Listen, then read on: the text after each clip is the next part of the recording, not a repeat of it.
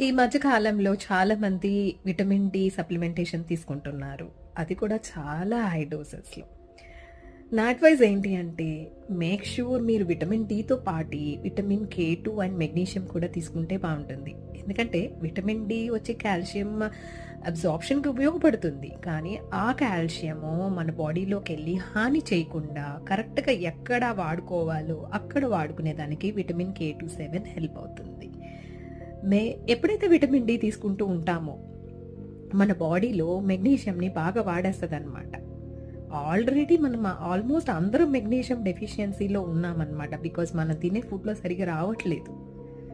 So, vitamin D సరిగా వాడుకోవాలి మన శరీరం అంటే, అది ఖచ్చితంగా మెగ్నీషియం మీద డిపెండ్ అయి ఉంటుంది. అందుకే మేక్ ష్యూర్ మీరు విటమిన్ డి హై డోసెస్‌లో తీసుకుంటూ ఉంటే, విటమిన్ కే27, మెగ్నీషియం కూడా దాంతో పాటు తీసుకోండి.